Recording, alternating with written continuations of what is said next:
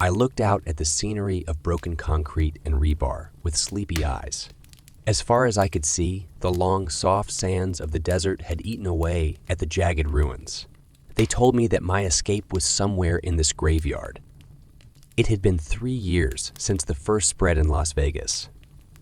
3 years of fighting to stay alive in the roaming hordes while eating scraps from the empty city. Just 3 years. But now, we had new orders from the survivors' compound. We were to rebuild in these ruins and grow crops again on the dead ground. They said there would be a new start for those who were willing to work with ghosts. The first light of dawn woke me up from my sleepless sleep. I curled up in my drainage pipe cover and listened to the camp wake up from short naps.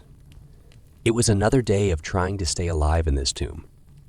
I rolled out of bed into the cool morning air with stiff joints. Cole walked by and pushed a bowl of gruel at me before going on his way. While I ate by myself, I looked around the ruins for any sign of normality. When I looked, all I saw was constant decay. When I felt a tug, I turned around and saw Harrison waving from the eastern barrier repairs. We went back to working together on our project and stacked another layer of dirty rebar mesh, covered concrete blocks. It hurt my tired muscles more with each block than the last, but the work kept my hands and mind busy. That was enough. By noon, our part was almost done, even though it was very hot outside. I took a short break to wipe away my sweat and look around the ruins for any signs of stray sick people who were drawn there by the early shrieks. My careful search turned up nothing but silence. Harrison pushed my arm, which woke me up. He pointed to the crumbling casino ruins behind the camp with a serious face. When I turned around, I saw a small silhouette slowly rising from the crumbling building. It made my blood run cold.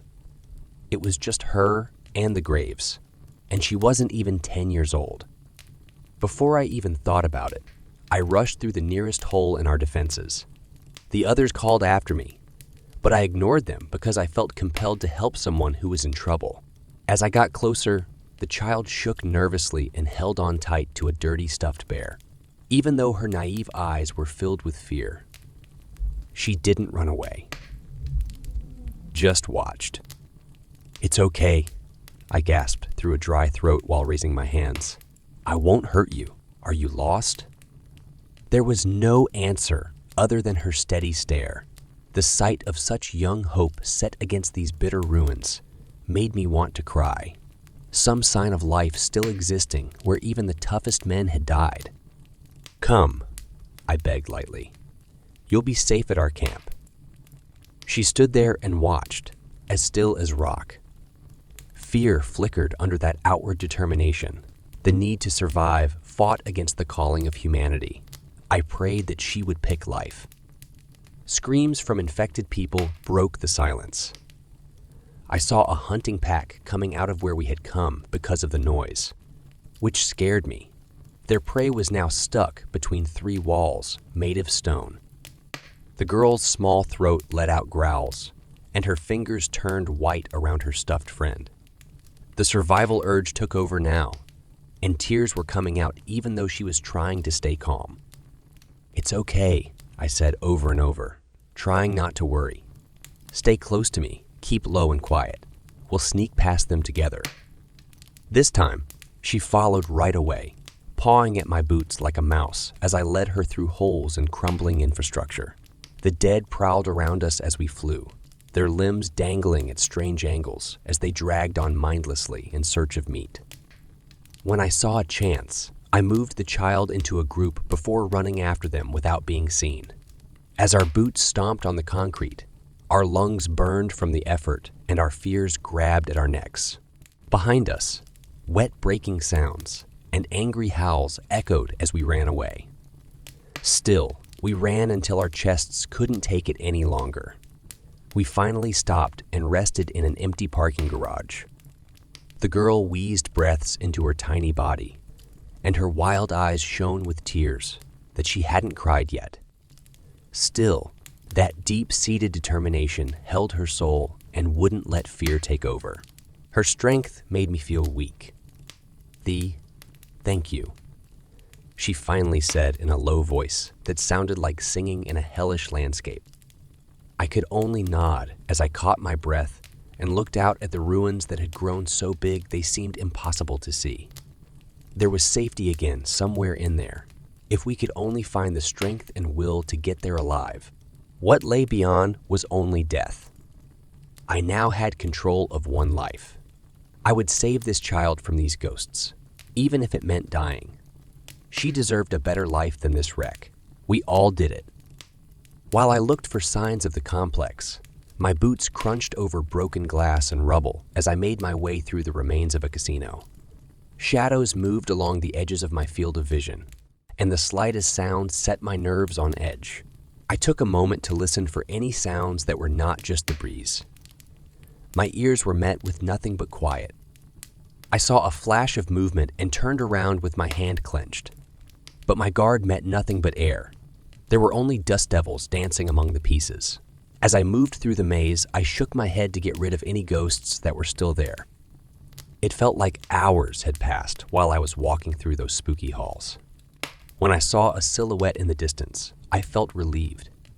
Along the top of a cracked freeway, there were barriers made from scrap metal and wood, with guards walking on top of them. I was right here. As I got closer to the edge, I raised my arms to show that I wasn't a danger. Hard eyes looked down rifle scopes at me as if I were a danger. After a moment of tension, a loud bark said, "State your purpose." My dry throat made it hard for me to speak. I was sent. The compound, they said there'd be work. After a long pause, the gate finally opened, just wide enough for one person to walk through. Being wary of any tricks, I carefully walked in and looked around the camp of lean, toes and tents tucked into the wreckage of the freeway. Sad figures moved slowly from one job to another, their haunted masks looking off into space. This was going to be home. A worn-out man walked forward, his dirty jacket a sign of leadership. He looked at me with blank eyes and said, "You, the new hand." I only could nod. "Good. We need all we can get to get this place livable before the snow set in." He turned quickly. "Come, I'll show you your bunk." Only the scurrying of rats could be heard above the noise of our footsteps in the debris. Filled underpass. My guide stopped at a makeshift shelter made from a metal drainage pipe that was sitting on top of a pile of loose dirt. "This do." I nodded again, because I couldn't find the words to describe how hopeless I felt. The man let out a tired sigh. "Listen, I know things look bad right now, but we're survivors, right? And survivors adapt. We'll get through this winter and start over in the spring. You'll see." He gave me a pale smile and then left me to settle in my shack. Like the emotionless masks floating around the camp, I didn't believe in his positivity, but now there was no choice but to keep going.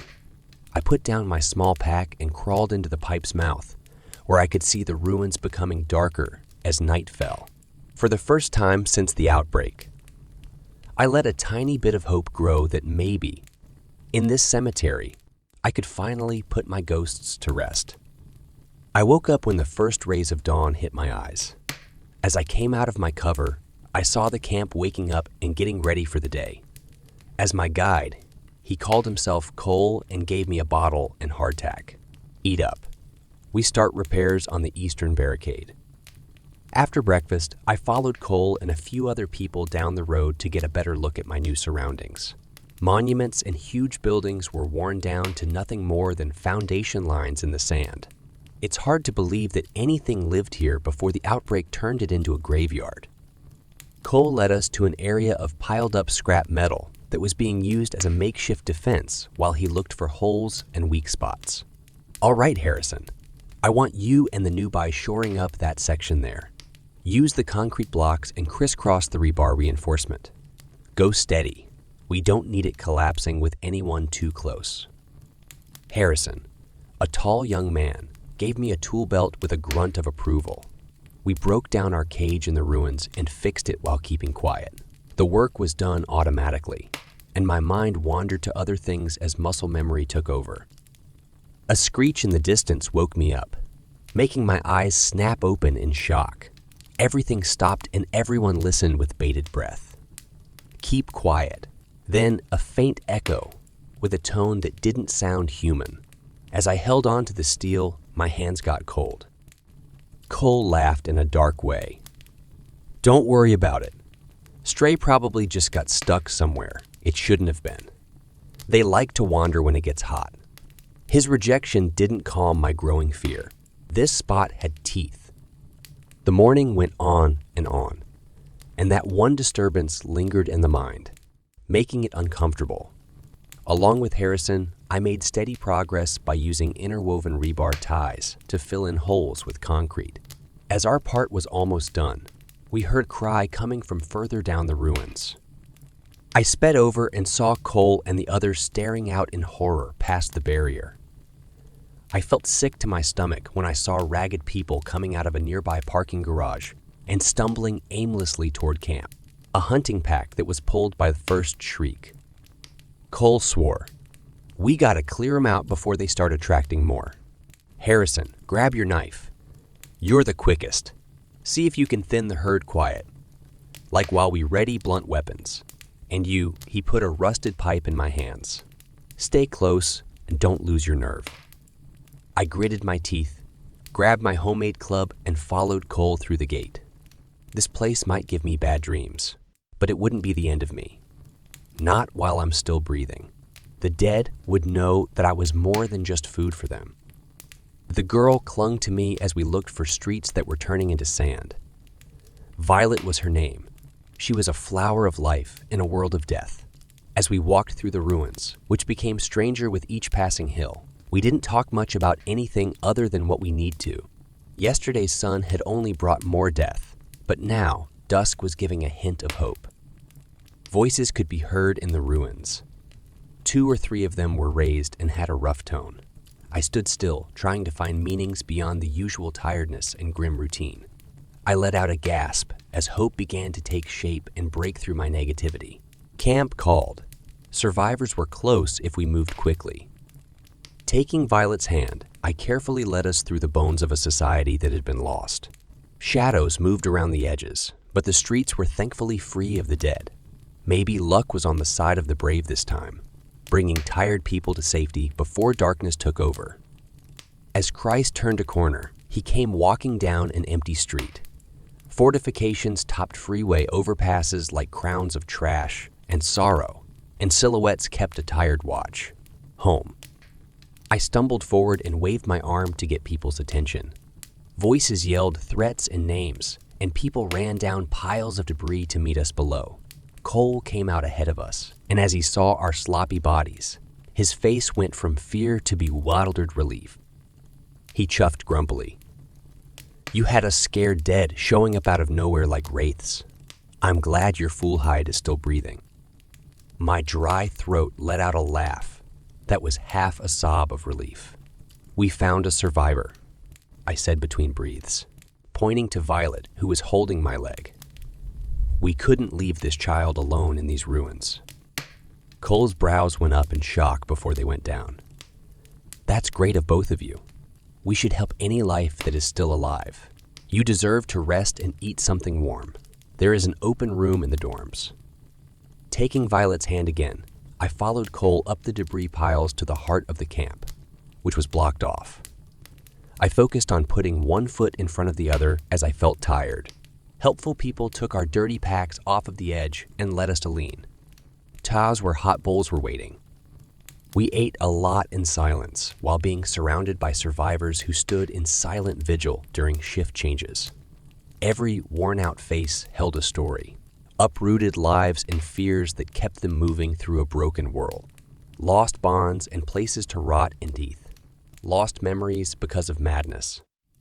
Still, humanity's spark lived on, uniting souls against the darkness. One could still breathe, so the dead would never win in the end. Violet huddled close as night fell, her tiny hands around the tin bowl to protect it. Her strength made me feel bad about my own fears and weaknesses. If someone so young could face each morning with such fire, then people like me had to be strong too. After our small meals, a kind woman offered us her bottom bunk for the night. I fell into a peaceful sleep, carefully wrapping this new charge in protection and watching over what little light was left, even while I slept. As my eyes flew open, the fading moon cast a pale glow over the rubble. Too quickly sleep had ended, bringing with it the unknown costs of another day. As my stiff joints rolled, I looked at Violet, who was curled up next to me and holding on tight to her bony teddy bear. She was finally able to relax under the temporary veil of refuge, and her forehead didn't show any signs of fear or stress. My heart ached at the thought of upsetting that rare peace. But sunrise didn't wait for anyone, and the streets were always full of teeth. We gently woke up our charge, and I smiled to chase away the darkness.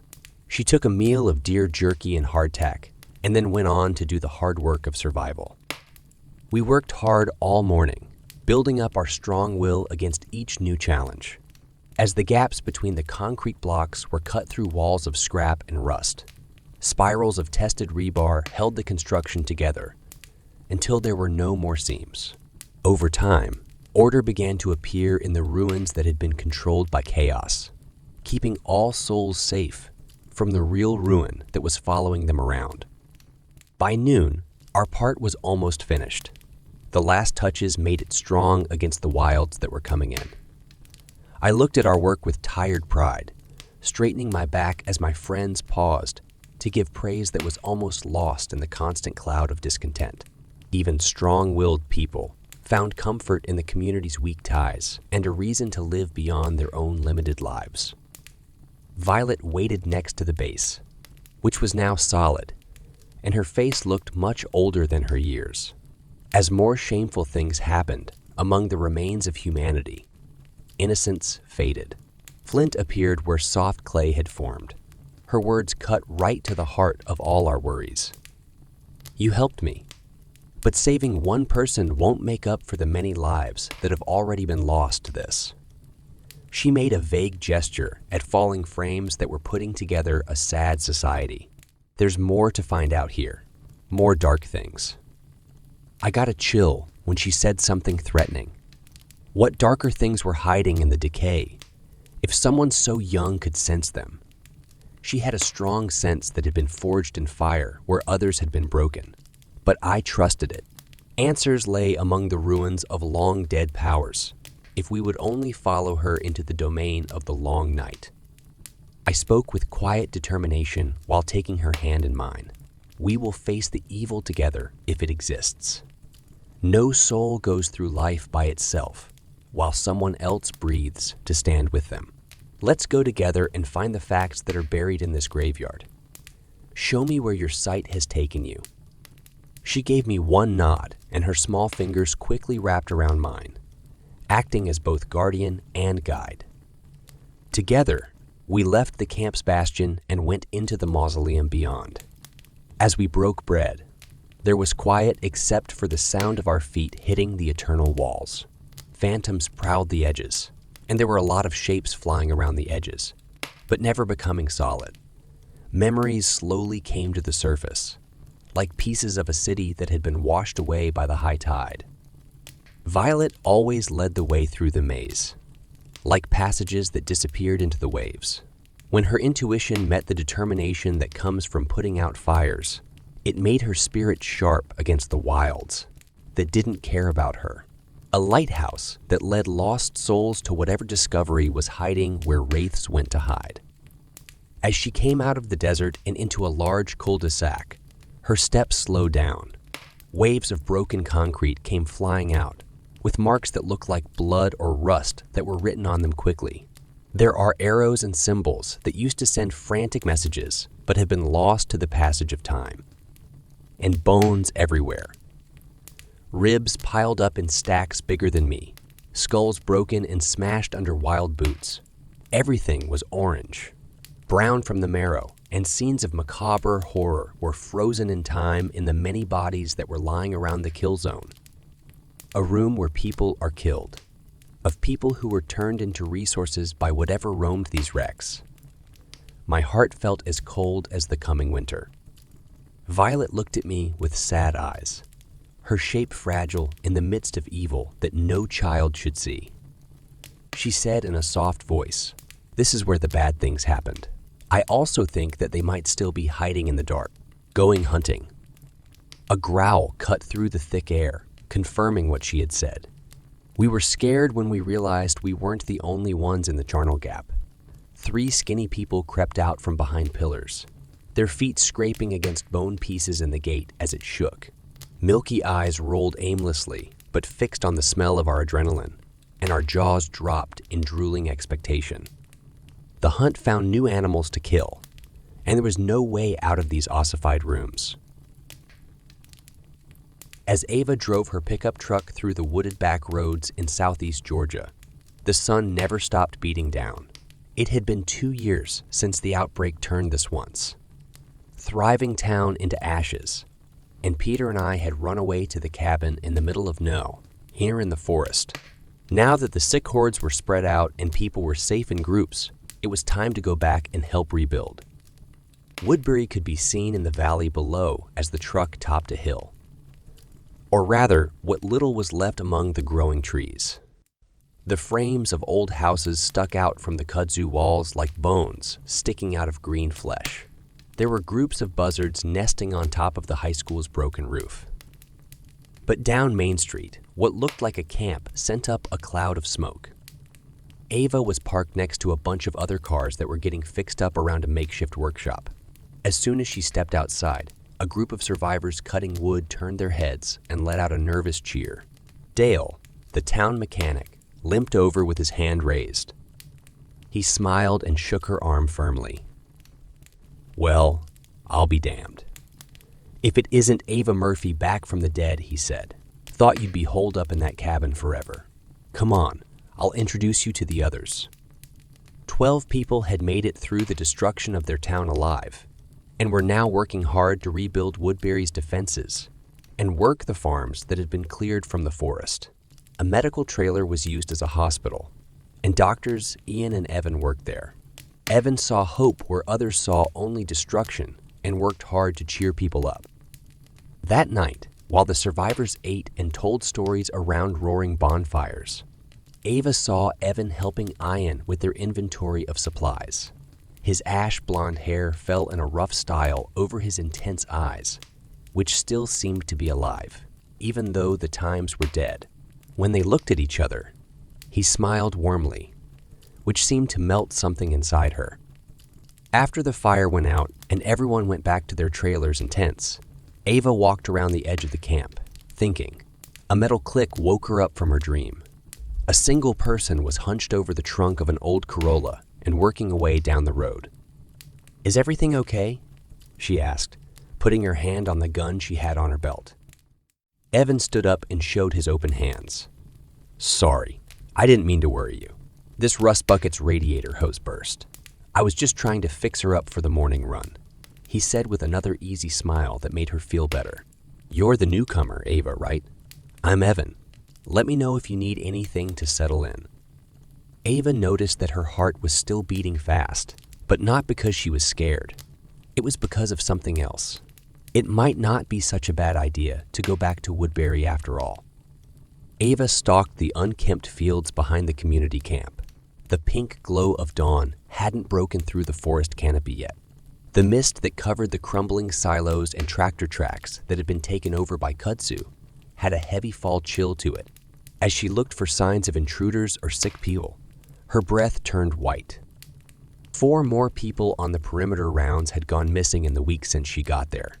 Search teams didn't find any tracks or anything else that didn't belong, except for marks in the ground that showed fights. Now that it was getting dark, the survivors went back to camp and blocked off the trailers and RVs that surrounded their temporary defenses with whatever steel and wood they could find. Every day that went by without any answers, paranoia grew.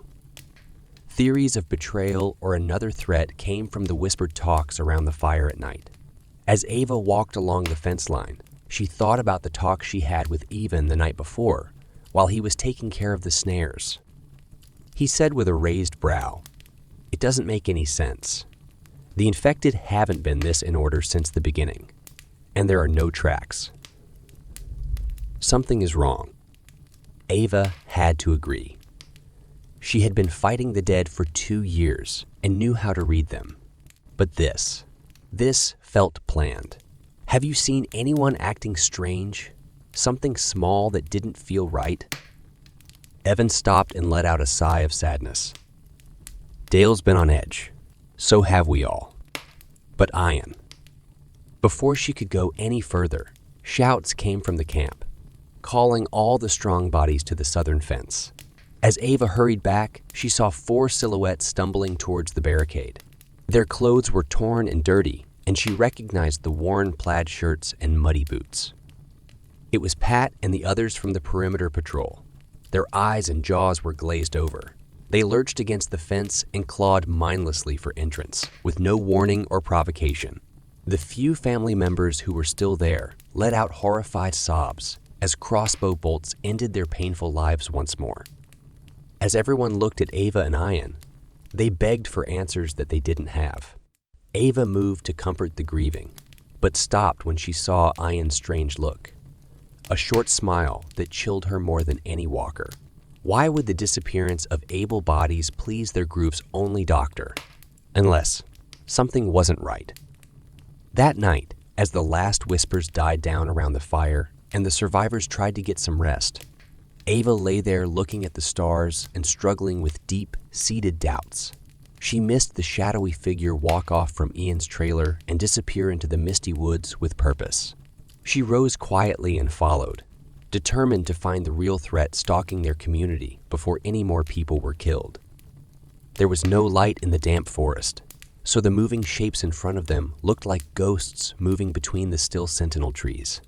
Ava followed Evan from afar, her steps slick over the bed of fallen leaves as he carefully picked his way through the tangled undergrowth. She was sure that something very wrong with the Ann because of how he reacted at the fence, but Evan's sneaky entry into the Nightwoods also made her suspicious. A distance covered in fog was not a good place to make repairs at night. She held her gun tightly, but the safety was off, as thoughts of much darker possibilities than she wanted to entertain crept into her mind. Then the howling began. Ava stopped moving, trying to figure out where the howls were coming from as they turned her stomach to ice. The howls were too light and almost musical to be the dead. She crept forward and climbed to the top of a hill with a view of a misty hollow. There, around a blazing pyre in the middle of a pagan ritual circle, figures swayed and writhed in a chaotic dance. Evan stood among them, the firelight making his face look wild. It wasn't a dance. 2 of them were pulling a thrashing, mewling shape toward the flames, while others ate red bits of food that were spread out on mossy stones that were black with unspoken sins and secrets. The last gurgling scream of a girl broke the quiet of the forest, but it was forever silenced by gnashing teeth and scrabbling talons. Ava tried to hold back her horror, fighting the rising tide of vomit as she realized what was happening. These people weren't infected, even though they were evil. They still had too much of a human side to them. Instead, these souls had died of an unknown mental illness, falling deeper and deeper and deeper into a well of madness and cruelty, from which no one could be saved. Evan lifted his face to the moon and howled in adoration, as a bloody sacrifice was brought to him in prayer. It wasn't just a random danger. It was a new evil that had crept into their midst under the guise of what they thought was safety. As Ava slid backwards without being seen, a branch broke. Wild eyes met hers, and a chorus of barking made her blood boil. They came out of the pits of hell like hunting dogs and scrambled up the hill on all fours. Ava broke into a frantic sprint, dodging gnarled branches as sure, footedly as a dew. Behind her, the sounds of animals roaring and thrashing. Undergrowth closed the distance at an impossible speed. She topped another rise and skidded to a stop before the dark night. The land fell away into a gap as black as the abyss. Heavy breathing followed her, filled with the smell of the wild. Ava turned around, holding her gun level with both hands. 4 silhouettes of people who used to be human paced at the edge of the trees, their eyes glowing with wild hunger. She begged, "Please, don't have to do this." Her throat hurt. They only snarled and gnashed their teeth as they sprang. Ava desperately squeezed the trigger, and in the flash of gunshots, she fell to the ground screaming. The abyss swallowed Ava and dragged her into the midnight waters that tore at her skin and choked her lungs. She screamed against the primal grip that promised a violent end, fumbling for support as the current threw her down a slimy, mossy chute. When her head hit a sticking-out piece, she saw stars, but everything else was lost in swirling black. When Ava woke up, she was in a lot of pain and could just barely make out the pale promise of dawn breaking through the trees high above. She coughed bitterly and twisted her fingers to check out her wounds. Her ribs were cracked and her limbs had deep gashes where rocks had torn through flesh and fabric. But she lived, through some miracle or grace that she couldn't understand. She was on her hands and knees, her ears still ringing, and a chill went through her heart. The fall had taken her outside of Woodbury's perimeter, and she was now an easy target.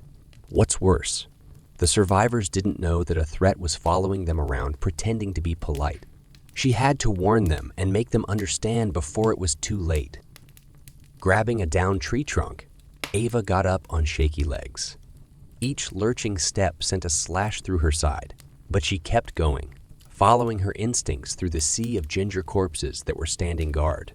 The forest seemed to bend around her fevered mind, with trees leaning in as if to whisper madness or take her dying soul into their gnarled arms. Just as she thought the darkness was going to swallow her up again, an unnatural sound cut through the woodsong. Gunfire.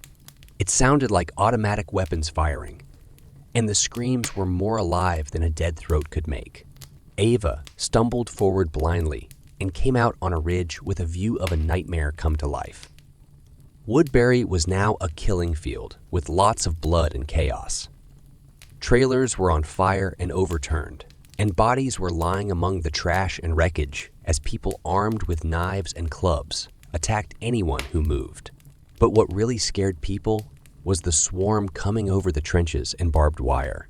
Tens to hundreds of the screaming monsters, attacking the survivors who were fighting bravely from RVs and flattened cars to hold the breach.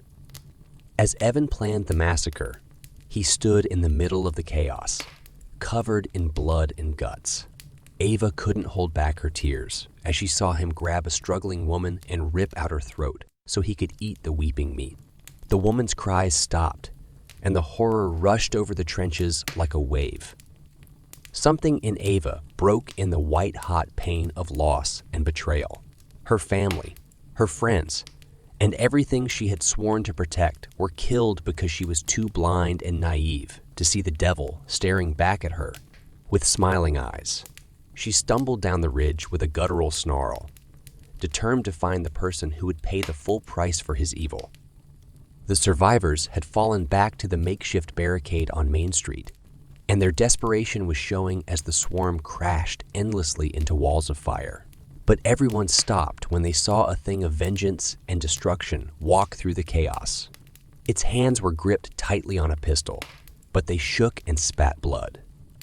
Ava looked down the barrel at the peak of the flood, where Evan was dancing with his disciples while shouting battle praise to their dark lord. When they looked at each other across the killing field, his smile stopped. For a moment, the world was frozen on a red wire of anger and revenge. Then Ava pulled the trigger and hell broke loose on Woodbury again. Ava's bones were shook to the core by the gunshot, leaving her with only a burning desire. The screams of anger from the horde around her turned into a single howl of anger. Evan grabbed her by the crimson, slick shoulder, and black eyes found her through the swarm's thrashing ranks, promising her eternal pain. Slowly, he smiled again, and, with a wild bark, dragged his followers back into the darkness, turning the crazy animals around him. For a heartbeat, the field was silent, except for the crackle of flames eating Woodbury's body. Then, a chorus of braying came from the woods, calling infected from miles away to their dark shepherd. Ava didn't pay attention to them. She was only interested in the shape that disappeared into the trees. With anger fueling her battered body, she dove after him into the waiting maw, ignoring the protests of the few survivors who were still alive to see her escape into the depths of the betrayed wood. There, the dead lay scattered on the forest floor where Evan's followers had feasted, infections growing in torn throats left to spill their stink. As night fell, the bloody trail got deeper. The light was getting worse, but Ava kept going. She was tired, but she wouldn't give up until she did her job and got revenge. She stumbled along that path for so long, feeling anger and sadness at the same time. That time lost all meaning. Finally, as the darkness got thicker and blacker, Ava saw a movement ahead between the receding boles. She tensed up, getting ready for what lay beyond. When she came out, she saw a small glade surrounded by old oak trees, whose tangled branches made it impossible to escape. Inside, a fire crackled happily, casting a shadow of a familiar skinny figure hunched over its dying flames. It took a while, but Evan finally turned around and clapped slowly to let her know she was there. So the mouse finally comes to face the owl in its eyrie. I must admit, I'm impressed you followed this far in your mission. Pity it had to end this way, he purred, flexing his perfect shoulders and grinning over a spine that stuck out and was covered in dried and weeping blood. Stay back, demon, Ava growled, holding her smoking gun with both hands to level it. It's over. You won't twist another soul with your poison. As she spoke, shapes began to emerge from the darkness and circle the clearing. 12 figures that used to be human, but were now wild and vicious, slid off the watching trees on all fours. Trapped. Evan cocked his head and smiled in a way that was impossible to miss. Over, he asked. My dear, fragile thing, it has only just begun. These woods, these towns, they are mine to shape as I see fit. And you'll make a fine addition to the family in time. His followers barked and slavered as they tightened the noose. Ava felt hopeless. She had stumbled into his parlor without thinking, like a fly into the waiting mouth of some ancient evil. She clenched her fingers on the trigger, tears streaming down her face. The two trucks skidded to a stop, and Evan's group was pinned in their beams of light. Dale jumped out of the first truck, his gun drawn, as others jumped out of the cargo beds carrying hay forks and axes. The few people who were still alive in Woodbury stood firm against the rising water from the trees behind Dale. Please tell me that's you hollerin' for help, girl, he said. When Ava saw familiar faces, she felt a weight lifted off her chest, but there were still shadows in their eyes. For now, she ignored her dark thoughts and focused on the 5 humans, slowly circling and pushing Evan's screaming pack into submission. You lost, beast, Dale told him, as a rope hit him in the wrists and his barrel went through his behind. Now that night is over, it's time for people to take back what is theirs. Evan's face got even more twisted when he lost. You can't kill what doesn't live, old man. Just know this. The fever is coming, whether you want it to or not. After that last laugh, he howled his strange song long and loud until someone grabbed him by the throat and threw him into the waiting truck bed. The flock woke up, but they were quickly wiped out. Soon, the only sound in the forest was the sound of wild animals howling as the convoy turned and lurched away, carrying its prisoners back to face fair justice. Ava slouched against a rough log, letting the realization sink in. They had made it through, had beaten the evil that was stalking their besieged community. As Woodbury rose from the ashes again, the days turned into weeks. With Ava and Dale's help, defenses were strengthened around each new acre taken back from the wild. Families moved into the rebuilt cabins, bringing life back to lands that had been abandoned. By the end of summer, golden crops stood once more on rolling hills that were green with hope for future plenty. Evan's remaining followers were rounded up and killed in the woods as punishment before their poisonous teachings could spread further. As for their dark messiah, he was locked up in the abandoned fallout shelter, which was the closest thing to a prison in their world. He was watched over 24 hours a day to make sure his poisonous influence wouldn't get out again. On a warm evening, Ava stood and looked over Woodbury, which was lit up with celebrations for another harvest. Strong arms grabbed her from behind, and she smiled as she leaned into Dale's comforting hug. "We did it. We survived, just like you said we would," she said. She felt a bittersweet thrill as she thought about all the people who had died so that these simple joys could continue. But as she looked over the rows of young and old survivors, she knew that their deaths had not been in vain. Here, in this place saved by blood and labor, humanity had grown again, defiantly facing whatever darkness the future held. The long road would continue, but for now, they had found peace. As soon as our car pulled into the empty streets, it got dark. I looked out the window while my breath made the glass foggy. The tall houses along the road didn't have a single light on. "Ask, where is everyone?" Steve said from the back seat, feeling nervous. As we drove by, stores were empty, and the signs were rattling in the cool night air. The dark blacktop in the town square wasn't even lit up by the street lamps. The heavy darkness was weighed down by an eerie silence.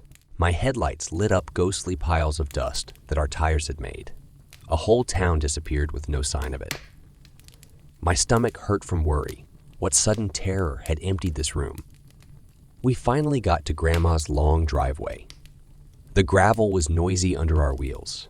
On top of the hill, her old home looked like a tombstone. It was dark and empty.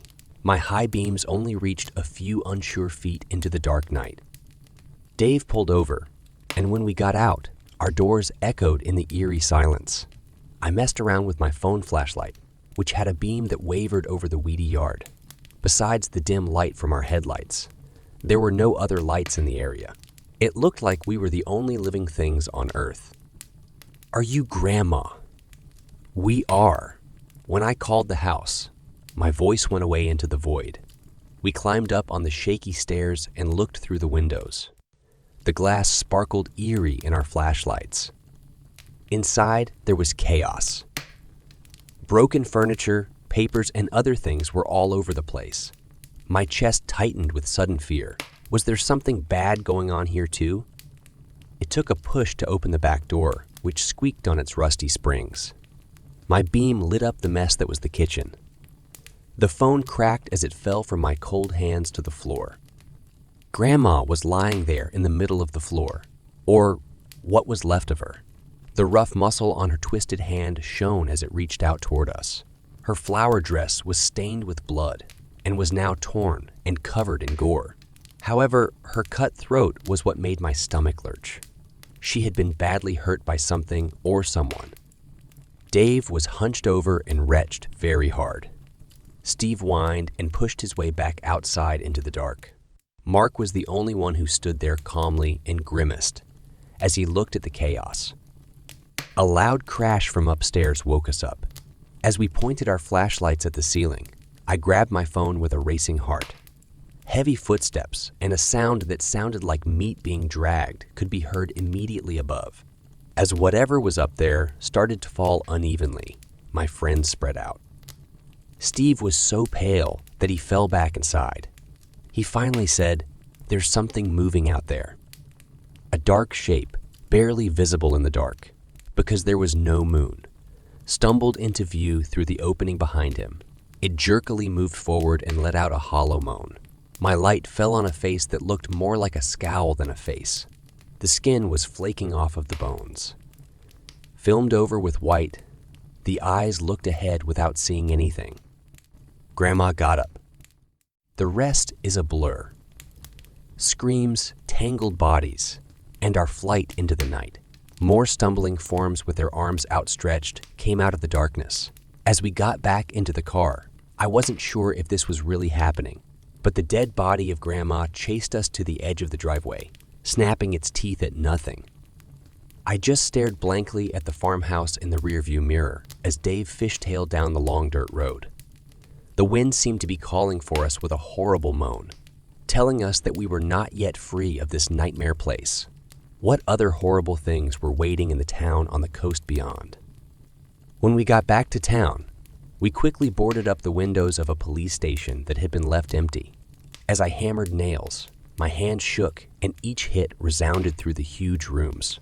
Outside, moans and moving sounds that didn't have bodies got closer and closer. "They must have smelled us," Dave said as he pushed a heavy desk against the front doors. Mark dragged chairs that were too tight. "Calm down, both of you." My mind kept going over Grandma's horrible death. What disease or virus had turned the people into those shambling corpses? When would it also claim us? The barricade wasn't enough, so we moved file boxes and evidence lockers to place them in weak spots and make them stronger.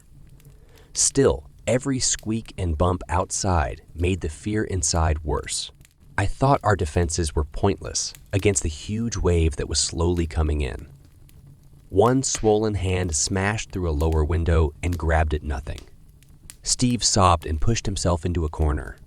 I used a bat to hit the bad limb until it came loose.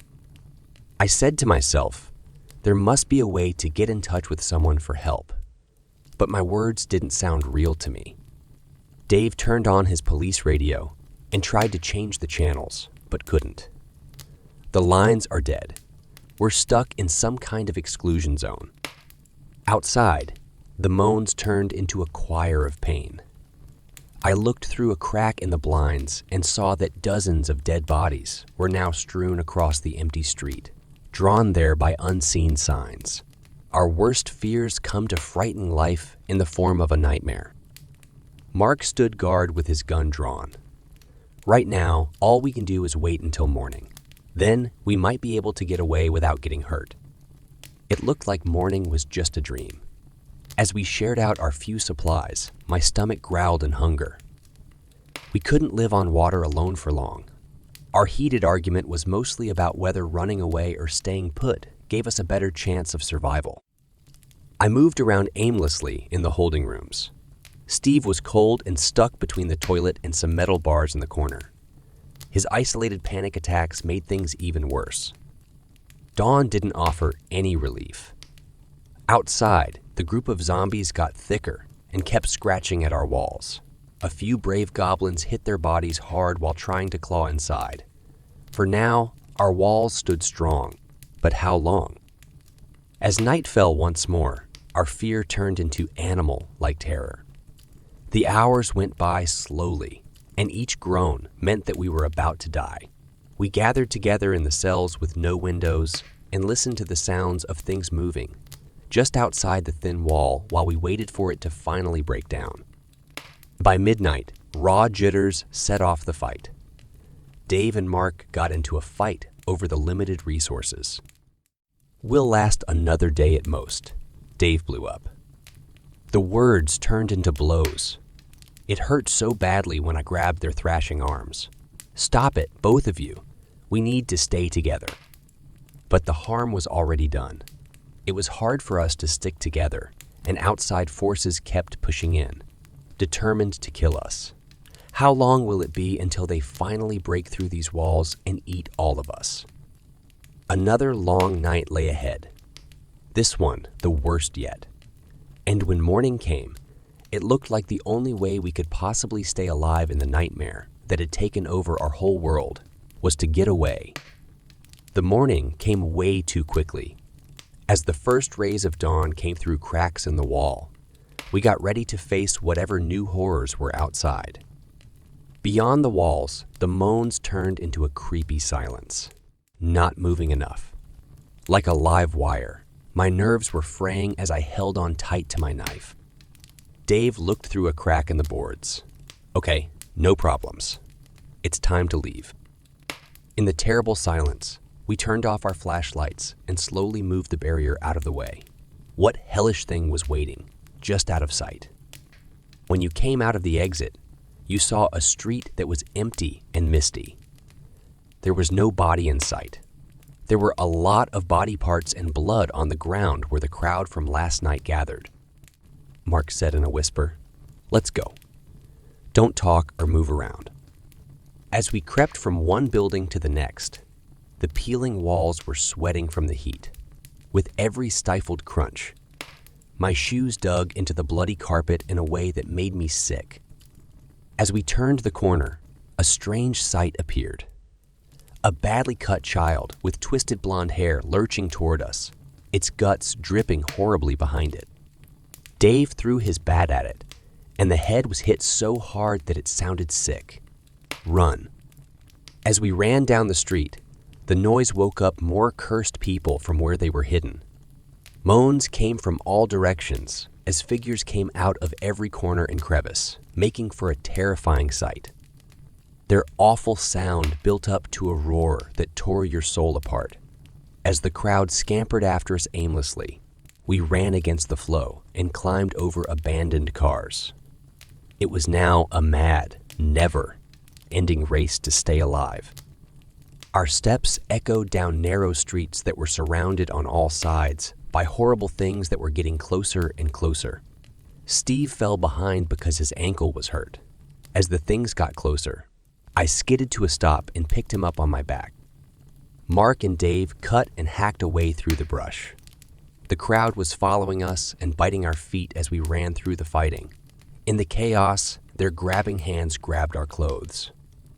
A big parking lot appeared in front of me, where I could run away. But when we rushed into the open area, our worst fears came true. Hundreds of dead bodies were moving around between us and freedom. We turned around, but the swarm had now surrounded us on all sides. In the open between two walls of hungry death. As they got closer, I realized with dread that this was going to be the end of us. We only had to take as many of the abominations as possible into the darkness. Then there was a suffocated roar that tore the sky apart. As it came around the turn, a logging truck slammed into the crowd. People's bodies were crushed under its huge wheels. Dave yelled and wildly waved his arms. The driver looked me straight in the eyes and stepped on the gas, mowing down bodies in a horrible scene of death. Luckily, the driver swerved and stopped next to us in the middle of all the chaos. He yelled over the chaos, "Throw them in!" We jumped into the bed in the middle of a terrible mess of flesh. The driver sped it up and sped through the few horrible things that were still in our way. As we roared toward dawn, soon there was nothing but dust left behind us. The way we were saved seemed too good to be true. We slouched in the truck bed, tired as woods and fields blurred by. No scary faces peered through the bars to grab us for the first time in days. Hank, the driver, smoked a lot in front. He said he had been hiding in the woods since he left his sick wife behind. All they want to do now is get to the next state that is safer. I wondered what other secrets the forest held, and how many survivors were making it through the dangerous places where the towns had been abandoned. For how long did it take for the plague to spread to the whole world? Soon, there was a state police barricade blocking the road ahead. Hank slammed on the brakes and cursed under his breath. We leaned over the cab with caution as armed police officers came up behind it. "Papers!" yelled the elderly sergeant, his eyes narrowing at how tired we looked. Hank shook hands as he passed around IDs. As the sergeant looked at them, his face darkened. "Boys, I think the whole county is on lockdown. Now is the time to turn around before you kill yourselves." Hank sped up the engine very quickly. "Don't get in my way, please. We can't go back now. We've come too far." When the sergeant raised his gun, the tendon stood out in a very clear way. Last word, old guy. Just one more inch, and I'll blow your mind out. There was a lot of tension, like a live wire. My friends and I looked at each other desperately and held out our small guns. Were we going to have to fight our way through armed men, with hundreds more bodies lying around in the dark forest beyond? A high-pitched scream and then bursts of automatic gunshots filled the air. 2 police officers ran out from behind the trees, being chased by figures that snapped. Vogue right now. Hank let out a roar. While the police fought for their lives, the gate was left open. Just as we shot through the hole, dark shapes started to come through. Up the steep mountain road, Hank slammed on the brakes, making the engine howl in anger. The barrier fell apart under a pile of rotting bodies that could be seen in the rearview mirror. The plague spread across the land as our hunters appeared out of the woods. We sped up valleys with trees and no living things in them, even though the truck's rumble covered up other sounds. I swear that around every bend, more shambling bodies appeared to join the crowds that were stubbornly following behind us. Each mile made it look like they would never be able to escape. Dave looked out the back with worry. There are too many of them. Do you have a better idea? Hank let out a growl. I'm listening, kid. As the sad truth hit, there was silence. There was no one to help them, and nowhere safe to go in this abandoned wilderness. Only a never-ending chase that will end in violence. The radio spit and cracked in a scary way. Pieces of a military broadcast could be heard over the static. All personnel. Containment has failed. Red protocols in effect. No matter what dark forces were behind this disaster, they were now unable to handle it. We were completely alone in a country that had been left to be destroyed and ravaged. As we went up into the darker mountains, it got darker. With our lights on, all we could see was the sheer drop of the cliff on one side and a wall of stumbling bodies getting closer and closer on the other. The escape had turned into a roller coaster with no brakes. A form jumped out in front of them. Just in time, Hank tightened the wheel. We skidded to a stop at the edge of the cliff, with the front wheels of the truck hanging over empty space. Beyond was a black void that went on forever. The car was being pulled inch by inch toward the gaping chasm by hands that looked like they were dead. Part of the ground shear broke apart with a crack. The truck was leaning all over the place, and the headlights were shining down on a dark hole below. We fell out the back in a panic, kicking away fingers that were gripping each other. From all sides, the swarm pressed in. As I looked out over an endless wasteland that seemed to have been born from the dark ocean below, I knew this nightmare was far from over. There was nothing we couldn't handle together. It had been a day like any other. Exhausted from work, I, Alex, found a seat on the last subway train home. A few passengers caught my eye. Some stumbling, others mumbling incoherently. Just another night in the city, I mused. The train entered the tunnel, and then everything changed. The lights flickered and went out. Panic ensued. In the dim emergency lights, the staggering passengers transformed into something grotesque, attacking others with a primal hunger. Screams filled the air. "Move to the next car," shouted a voice. Following it, I found a small group of survivors. Among them was Mia, a little girl, crying for her mother. Instinctively, I took her hand, promising to keep her safe. We ventured through the subway cars, fending off the undead with whatever we could find. Umbrellas, briefcases, even high heels. As we reached the driver's cabin, the horrifying truth dawned. We were trapped underground. We were trapped underground, with the power out and no way to reach the surface. The tunnels became our sanctuary and our prison. Using flashlights, we navigated the labyrinthine paths, seeking a way out.